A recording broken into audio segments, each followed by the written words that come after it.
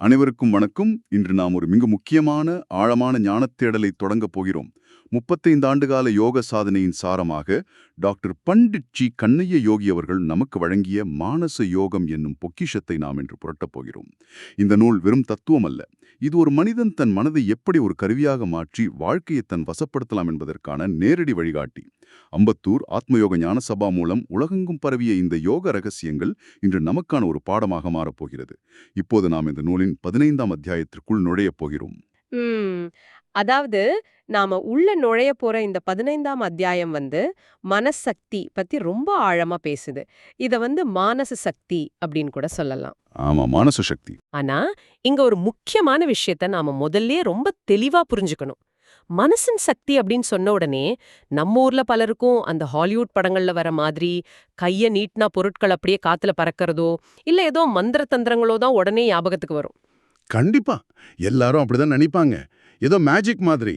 Correct. ஆனா இந்த நூலோட மூல ஆதாரங்களை நம்ம கொஞ்சம் அலசும்போது மனம் அப்படிங்கிறது அந்த மாதிரி எந்த ஒரு மாயாஜாலமும் இல்ல அப்படிங்கிறது ரொம்ப தெளிவா புரியுது. மாறாக பாத்தீங்கன்னா அது நம்மளை இயக்குற ஒரு அபாரமான அறிவு சக்தி. ஓஹோ, அறிவு சக்தி.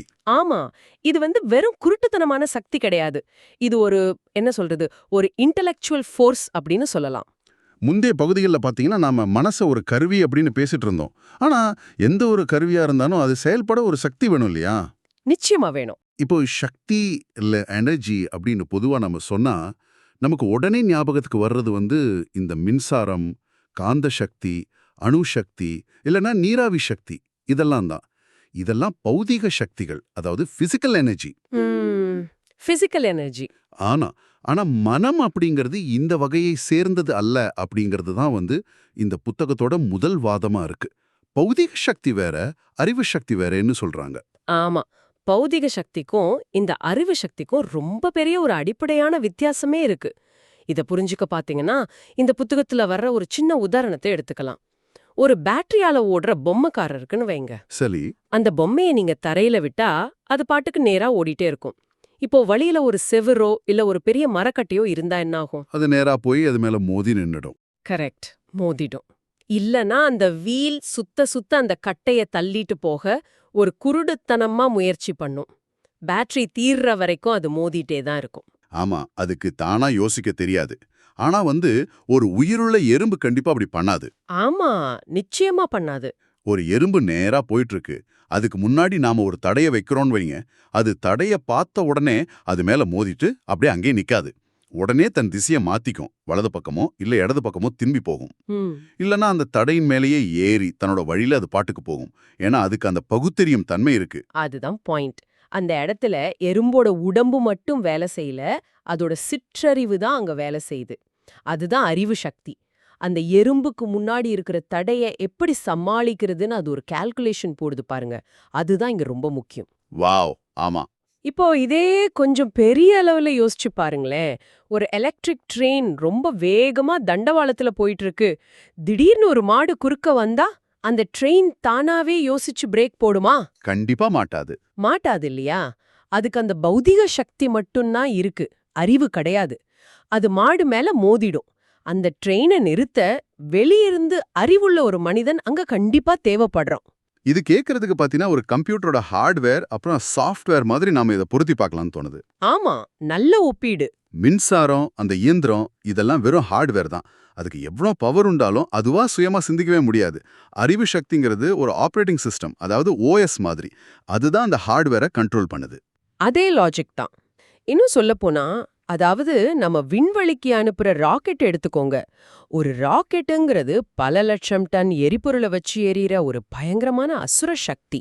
ஆமா, மிகப்பெரிய பௌதிக சக்தி அது. ஆமா, அது இப்போ நிலவை நோக்கி போகுதுன்னா அந்த பௌதிக சக்தியை அப்படியே ஃப்ரீயா விட்டுட முடியாது.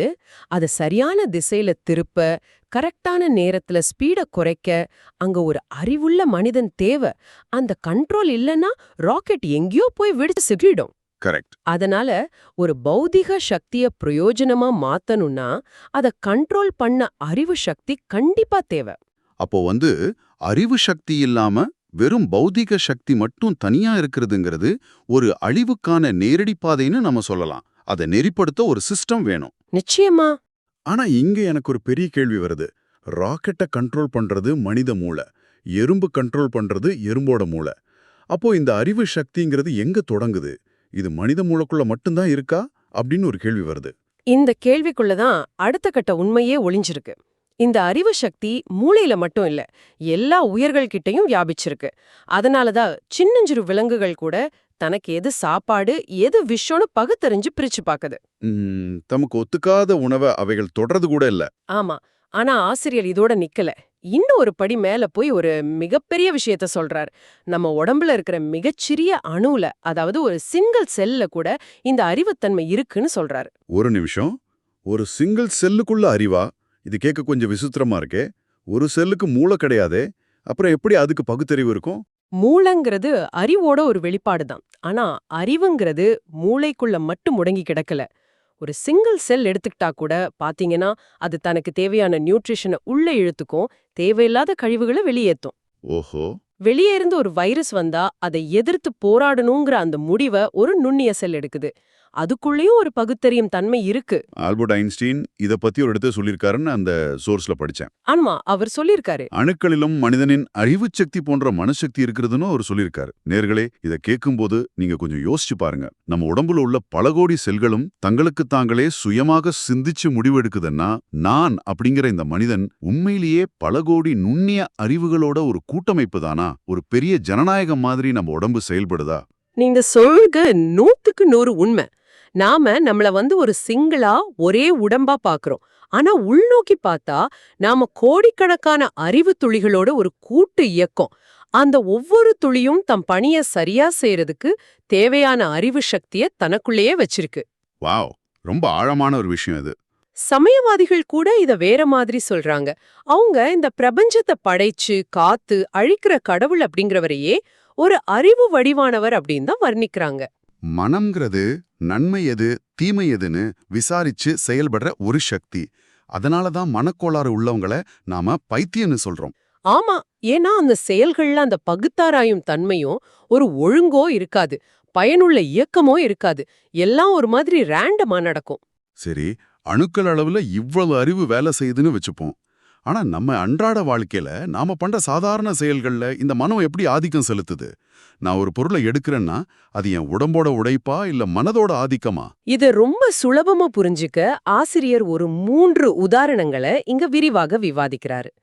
முதல் உதாரணம் பாத்தீங்கன்னா, நீங்க ஒருத்தரை கூப்பிட்டு இந்த ஊர்ல இந்த விலாசத்துல இருக்கிற ஒரு குறிப்பிட்ட நபர்கிட்ட இந்த லெட்டரை கொடுத்துட்டு வா அப்படின்னு அனுப்புறீங்க. சரி.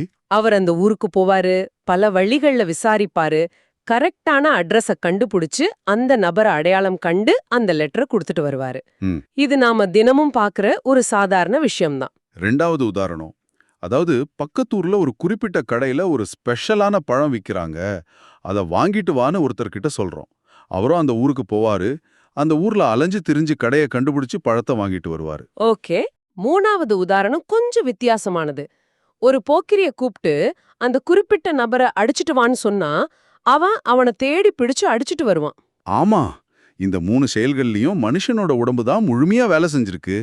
அவரோட கால்கள் நடந்துச்சு, கண்கள் விலாசத்தை தேடிச்சு, கைகள் லெட்டர் கொடுத்துச்சு. இங்க மனம் எங்க இருந்துச்சு? மேலோட்டமா பார்க்க அப்படிதான் தெரியும். மனித உடம்பு தான் செயல்பட்டதுன்னு நீங்க உறுதியா நம்பலாம். ஆனா வெறும் உடல் மட்டும்தான் வேலை செஞ்சதா அப்படின்னு கேட்டா கிடையாது. ஓஹோ.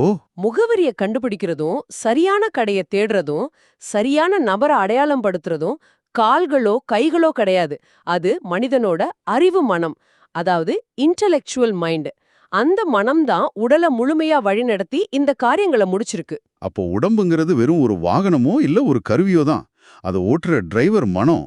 அந்த அறிவு சக்தி தான் உடம்புங்கிற ஹார்ட்வேரை இயக்குது. எக்ஸாக்ட்லி. இதை இன்னும் ஆழமா புரிய வைக்க ஆசிரியர் ஒரு சிந்தனை பரிசோதனைய, ஒரு தாட் எக்ஸ்பெரிமெண்ட்டை இங்க முன்வைக்கிறார். கொஞ்சம் கற்பனை பண்ணி பாருங்க. இந்த லெட்டர் கொடுக்க போனார் இல்லையா, அவரோட உடம்புல இருந்து அவர் மனசு மட்டும் தனியா பிரிச்சு எடுத்துறோன்னு வைங்க. சரி, உடம்பு இல்ல, வெறும் மனம் மட்டும்தான் இப்ப இருக்கு. ஆமா. இப்போ அந்த தனிமைப்படுத்தப்பட்ட மனசு கிட்ட அதே லெட்டரை கொடுத்து கட்டளைய கொடுத்தா என்ன ஆகும்? அந்த மனசு கிட்ட போய் அந்த லெட்டரை கொடுத்துட்டு வான்னு சொன்னா பௌதிகமா அதனால லெட்டரை தூக்க முடியாது. ஏன்னா அதுக்கு கைகள் இல்ல. ஆமா, நடக்க முடியாது, ஏன்னா கால்கள் இல்ல. ஆனா அந்த வேலையை எப்படி செய்யணும், அந்த விலாசம் எங்க இருக்கு, அந்த ஆள் எப்படி இருப்பார் அப்படிங்கிற முழு அறிவும் அந்த மனசுகிட்ட அப்படியே இருக்கும். அந்த காரியத்தை சாதிக்க தேவையான அறிவும் முயற்சியும் அந்த மனசுகிட்ட கண்டிப்பா இருக்கும். ஒரு நிமிஷம் இருங்க. இங்க ஒரு பெரிய தர்க்க ரீதியான முரண்பாடு இருக்குன்னு எனக்கு தோணுது. என்னது? நீங்க சொல்ற மாதிரி உடம்பிலிருந்து என் மனச தனியா பிரிச்சிட்டோன்னு வைங்க. என் மனசுகிட்ட மாஸ்டர் பிளான் இருக்கு, என்ன பண்ணணும்னு ரொம்ப துல்லியமா தெரியுது. ஆனா அந்த பிளானை செயல்படுத்த, செயல் வடிவம் கொடுக்க உடல்னு ஒண்ணு இல்லைன்னா அந்த பிளானால என்ன பயன்? கைகால்கள் இல்லாத ஒரு வெற்று மனம் எப்படி ஒரு காரியத்தை சாதிக்க முடியும்? இது பிராக்டிக்கலா சாத்தியமே இல்லையே. இங்கதான், இந்த இடத்துல தான் இந்த புத்தகத்தோட மானச யோகத்தோட மிகப்பெரிய ரகசியமே ஒளிஞ்சிருக்கு. நீங்க கேக்குறது 100க்கு 100 நியாயமான கேள்வி. உடல் இல்லாம மனம் எப்படி செயல்படும்? தன்னோட சொந்த உடம்பு இல்லாட்டாலும் மனம் மற்றவர்களோட மனச பயன்படுத்தி செயல்படும் அப்படிங்கிற ஒரு பிரம்மாண்டமான தத்துவத்தை நோக்கி தான் நாம இப்போ நகர போறோம். மற்றவர்களோட மனச பயன்படுத்துமா? இது எப்படி சாத்தியம்? எனக்கு கைகால்கள் இல்லைன்னா நான் எப்படி இன்னொருத்தர் மனசுக்குள்ள புகுந்து அவரை வேலை வாங்க முடியும்? இது கேட்கறதுக்கு ஏதோ அமானுஷ்யமா சயின்ஸ் ஃபிக்ஷன் படத்துல வர்ற மைண்ட் கண்ட்ரோல் மாதிரி இருக்கே. அப்படி தோணலாம். ஆனா இதோட அறிவியலை நீங்க கவனிச்சீங்கன்னா ரொம்ப தெளிவா புரியும். மனம்ங்கிறது ஒரு இடத்துல முடங்கி கிடக்கிற விஷயம் கிடையாது.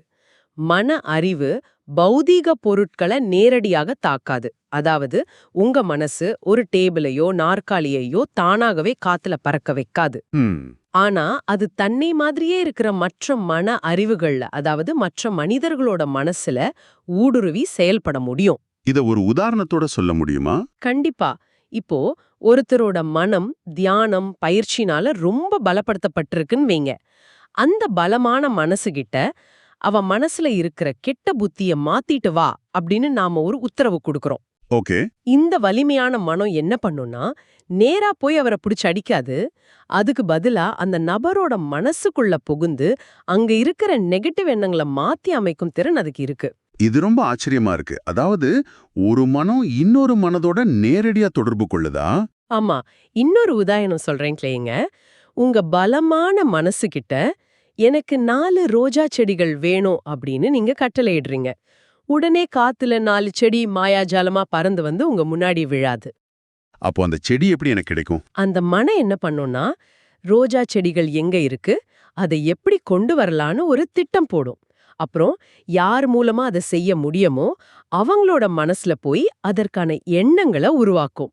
உங்களோட ஒரு நண்பர் எங்கேயோ நர்சரியில செடி பார்த்துட்டு இருப்பார். ஓஹோ. திடீர்னு அவர் மனசுல, அட இந்த ரோஜா செடி அவனுக்கு வாங்கி கொடுத்தா என்ன அப்படிங்கிற எண்ணம் தோணும். அந்த எண்ணத்தை விதைச்சது உங்க மனம். அவர் அந்த செடியை வாங்கிட்டு வந்து உங்ககிட்ட கொடுப்பார். நீங்க ஆசைப்பட்ட காரியம் முடிஞ்சிரும். வாவ். இருங்க. இதை யோசிச்சு பார்க்கும்போது நேயர்களே எனக்கு நிஜமாவே ரொம்ப ஆச்சரியமா இருக்கு. அதாவது மனசக்திங்கிறது பொருள்களை நகர்த்துற டெலிகினசிஸ் கிடையாது.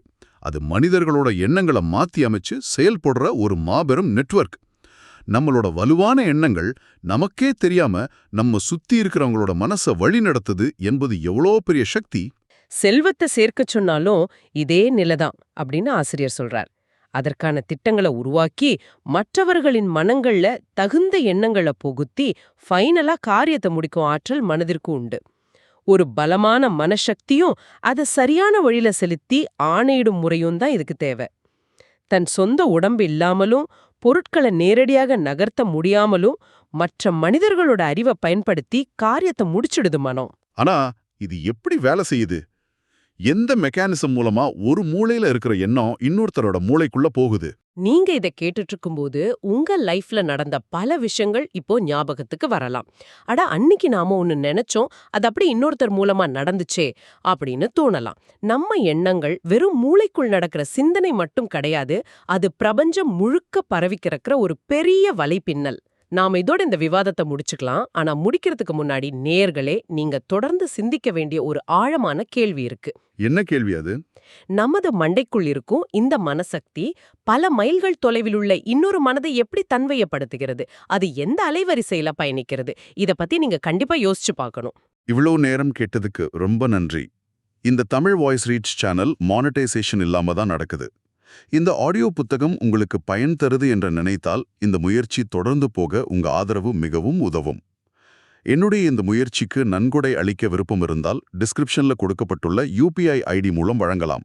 உங்களால் முடிந்த அளவு போதும். சிறிய ஆதரவும் பெரிய உதவிதான். இந்த வீடியோ உங்களுக்கு பயனுள்ளதாக இருந்தால் சப்ஸ்கிரைப் பண்ணுங்க. மற்றவர்களுக்கும் பகிர்ந்து கொள்ளுங்கள். இந்த கருத்துக்கள் அவர்களுக்கும் தேவையாக இருக்கலாம். லைக் பண்ணுங்க, உங்க கருத்துக்களை காமெண்ட்ல பகிருங்கள். மனப்பூர்வமான நன்றி.